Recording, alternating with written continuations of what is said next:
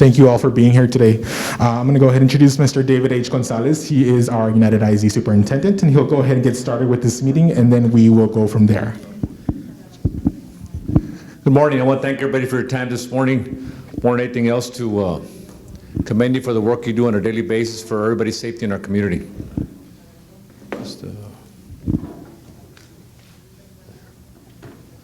So I called the meeting to order. At this time, Ms. Rodriguez, do we have any public comments? We have no public comments at this time. The introduction of committee members, I'm going to turn it over to Mr. Rangel. Thank you, sir. So Texas Education Code 37109 goes over the specifics of what this committee is about. And then within this section, we know that the superintendent has to choose a specific amount of people and a certain amount of people to be in the committee to represent the community as a whole. And this is why you're here today this morning. So thank you so much for being here again. But the most important thing about this section is what your role is in being in this community. There's a lot of things that the committee looks over and oversees, but the most important part is making sure that we work together to establish a multi-hazard emergency operations plan. So making sure that our plans align with standards of the state of Texas and, of course, surrounding agencies, so that we can work together in the case that we do have to go into, in the case that we do have an emergency, and that our plans are aligned, and that we, more than anything, have a plan when something does arise. So that's what the Texas Education Code 37109 is about. And then we'll go a little bit more into detail as we go throughout the meeting. But basically, if you ever have a chance of looking at this code, this education code, I surely really do encourage you to look at it. But overall, we appreciate you for being here, and this is what you're serving on as part of Senate Bill 11 that was introduced in 2018. Okay, and then I'm going to introduce the committee members. All right, so we're going to call roll. Ms. Griselda is going to go ahead and take those notes. So we have Mr. Ramiro Vélez, UISD Board President. Mr. Ricardo Rick Rodriguez, UISD Board Member. Mr. Javier Montemayor, UISD Board Member. Mr. Ray Gardner, UISD Chief of Police. Okay. Aaron Salazar, UISD Assistant Chief of Police. David Saldivar, UISD Police Sergeant. He's here. Ofelia Dominguez, UISD Director of Risk Management. Roman Garcia, UISD Safety Specialist. Emma Cavazos, UISD Safety Officer. Samuel D. Flores, UISD Assistant Superintendent for Business and Finance. Okay. Dr. Edith Landick, UISD Director of Grants Administration. Here. Rebecca Cos Morales, UISD Executive Director of Federal and State Programs. David Perez, UISD Parent and Teacher. Jennifer Escamilla, UISD Parent and Teacher. Mark, I'm going to butcher this, I'm sorry, Kotowski, UISD Parent. Thank you, sir. Irma Pompa, UISD Parent. Awesome. Claudio Trevino, City of Laredo Police Chief or Representative. Perfect. Guillermo Hurd, City of Laredo Fire Chief, EMS Chief, EMC. Thank you, sir. Martin Cuellar, Webb County Sheriff or Representative. Matthew Hudak, U.S. Border Patrol Laredo Sector Chief Patrol Agent or Representative. Thank you, sir. Steve Landine, Webb County Emergency Management Coordinator. Thank you, sir. Victor Sotelo, Texas DPS Captain. Thank you, sir. John Palacios, Texas Parks and Wildlife Department Captain. Rodolfo Rudy Rodriguez, Webb County Constable Precinct 1. Miguel Mike Villarreal, Webb County Constable Precinct 2. Harold DeValley, Webb County Constable Precinct 4. Edward Leal, FBI. And Jorge A. Hernandez, FBI. Okay. And once again, yes, ma'am. I'm representative for San Flores at the moment. Okay, thank you so much. And then for the record, Mr. Gonzalez and Ms. Rendon serve as co-chairs for this committee. I just serve as facilitator. And then we go on to our district report, and Mr. Gonzalez will go ahead and present this item. I'm sorry, before we start, Mr. Montemayor, did you want to say a few words? I'm sorry to put you on the spot. But I want to welcome all of you, first of all, to our safety committee, our first one. We are required to have 3 safety committees, at least a minimum of, for the entire school year. We had one previously, online was the last one that we had. And so I cannot thank you enough. And number 1, number 2, stress the importance. And I know that you see a lot of law enforcement representative and agencies here, and you're going to see why. I think it's imperative that we meet, that you know of what our plans are. We are going to be planning a reunification meeting, or reunification mock that we want to have with students at the arena. And so that is a big undertaking. And the reason I want to do this is because it sends up, you know, when I saw the Arlington shooting, a month ago, Chief?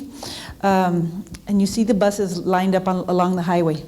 And it's not just about active shooters and everything else with regards to that. Right now, Alexander was having a drill. I get called by the media, hey, what's going on in Alexander? There's a lockdown. I said, it's a practice, guys. You know, they're preparing for this. But we know it's out there. And so we try to be as proactive as possible. But I want, more than anything else, for you all to know our processes, our procedures that we have in place, what we are doing, because you all have that law enforcement background. And I know our police department is here, and they're willing and able to listen, to hear your suggestions, and we're ready to take them. And it's just, you know, Chief Garner will work collaboratively. He's got great partnerships with you all, great communication with you all, and that's something that we would need. And this is just about keeping everyone in our over 54 sites that we have, 40,000 students. I'm going to hit that 40,000 mark, but that's how many students we have, and close to 6,500 employees at the campus levels. And so that's just something that I want to stress to you all. Thank you enough. So I just want to, again, show my gratitude. Food is coming, all right? It's running a little late. Apparently there's a shortage of staff members at Johnny Carinos as well, and they're packing it up, but it's on its way, all right? So we're providing that for you. Good morning. For those of you who have not had the pleasure of meeting, my name is Javier Montemayor. I am your board member for District 5 with UISD. And on behalf of the trustees, we'd like to welcome you and thank you for joining us this morning. My thoughts are pretty scattered right now. I'm all over the place. It's a morning still, so forgive me for not having anything ready. Thank you, Gloria, for putting me on the spot. But I guess the important thing is communication. You know, we've had a lot of situations on campus. Many of you have children who attend United ISD. Even now, even lately, since August, since school started, it may not be reported. It may not be, you know, something that is out there in the community, you know, but we do have situations at our schools all the time. They may not rise to the level of an active shooter or situations where we have to call in law enforcement all the time or emergency services all the time, but UISD has a plan, and we partner with agencies like yourselves to put our plan into effect, get our plan to work. Without you, it wouldn't work, and so, you know, I hope that God never gets us to that level where we're going to have a situation where we have an active shooter. But if that ever happens, we want to be prepared. We want to be ready to address the situation, not only us, but how it's going to be communicated out to the public, how our administrators are going to deal with this, how our teachers are going to deal with this, and how our students are going to react to this. And it's just something that we don't want to be prepared for. We don't want to practice it all the time, but we have to, and it's forced upon us in our current times. And so your participation in this is always beneficial to how we're going to be ready for our reaction to any type of emergency situation. So again, I hope it never gets to that point, but if it ever does, we just want to be as prepared as we can, and hopefully it's not it's an organized chaos almost when you have people running around all over the place. But at least we have a plan in place, and we'll train our employees, and we train our administrators, and we train our students how to react to situations. And so thank you for attending. Thank you for your insight and your cooperation, and I hope to learn a lot from your input. Thank you.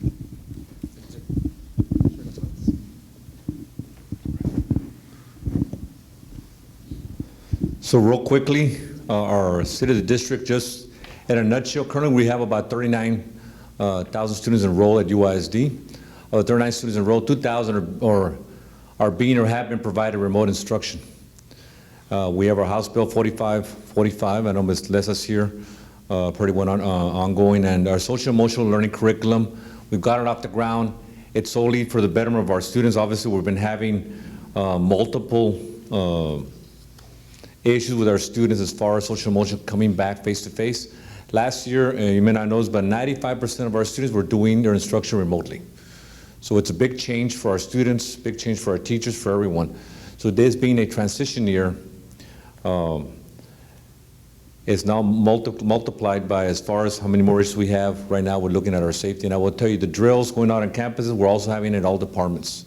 On our curriculum instruction, at our department in Lindenwood, I know we had some eyebrows the other day. That's something that we always do, but we're going to continue doing, because not only the safety of our students, also the safety of our employees.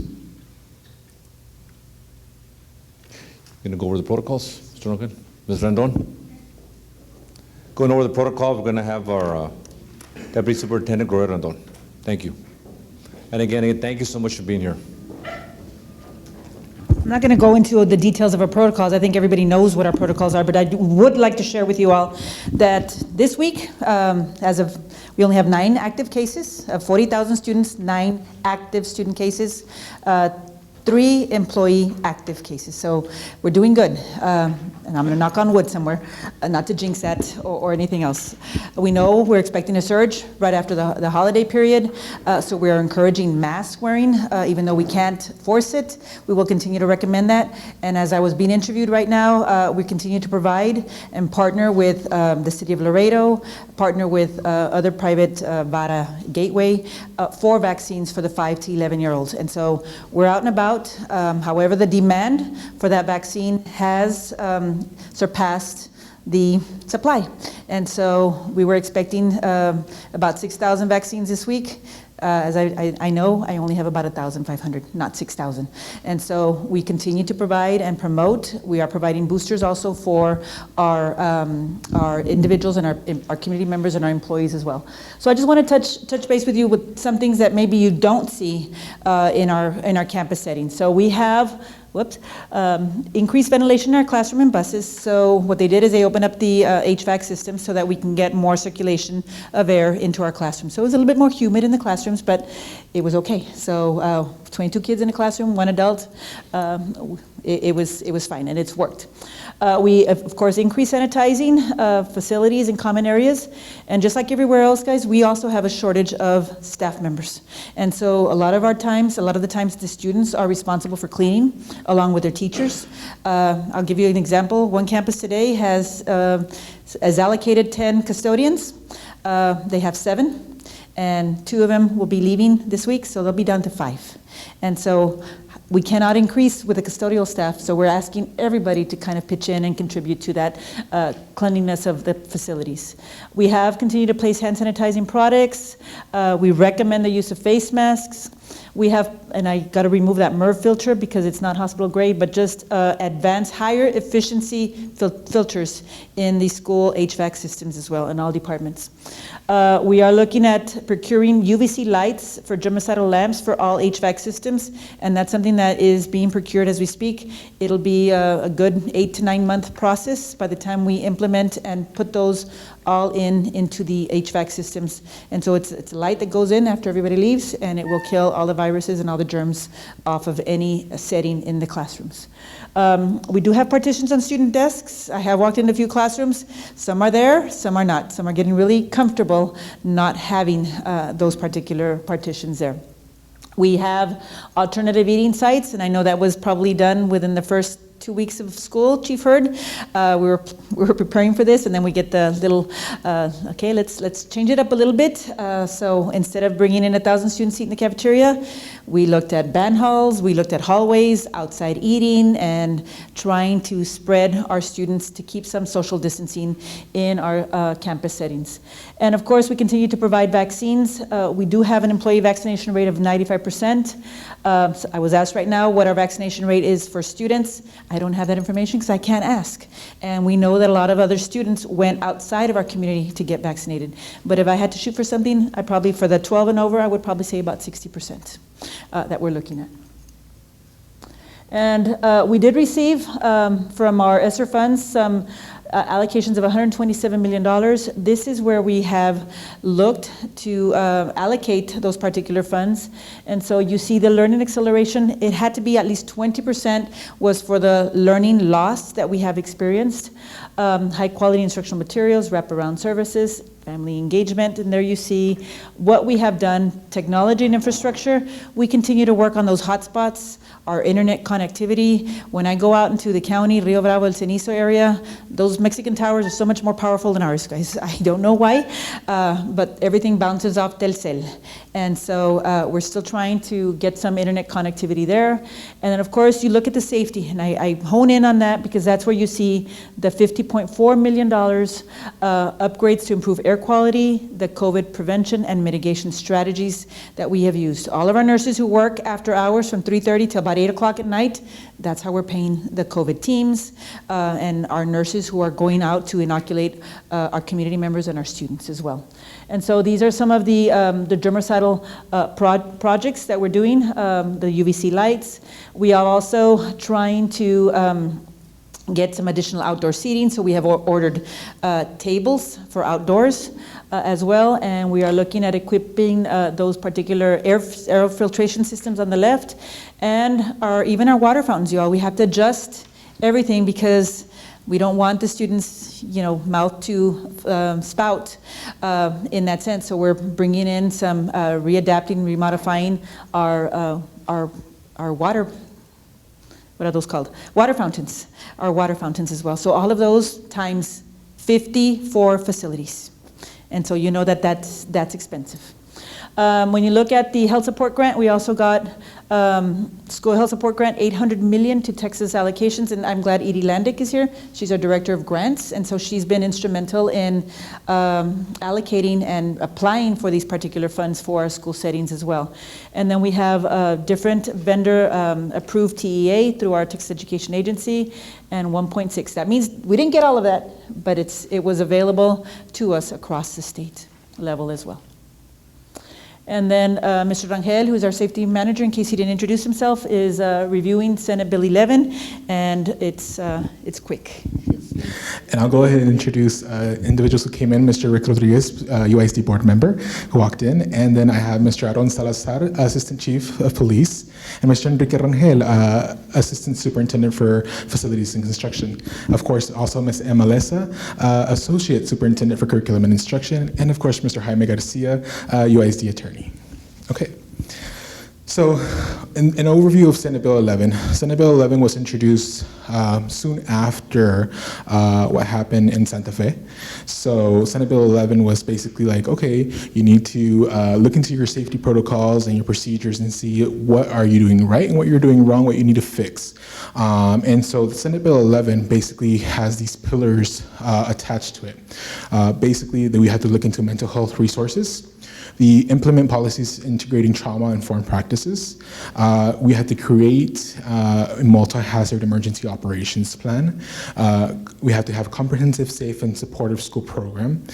We have to establish safe facilities and standards. And of course, with this bill, we also got $100 million in allocations to the state of Texas for safety infrastructure upgrades.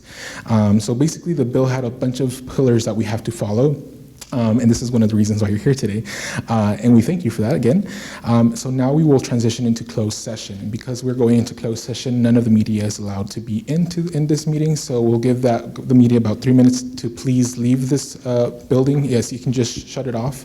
And then the media must exit the building.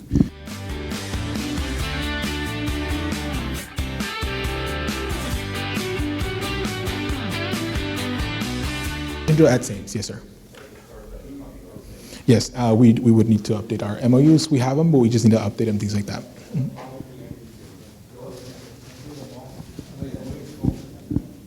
All right. I'm sorry, I didn't hear that. Okay. Yeah. Yeah. Yeah. Okay, so if there's nothing else, that concludes this meeting. The time is 12:17.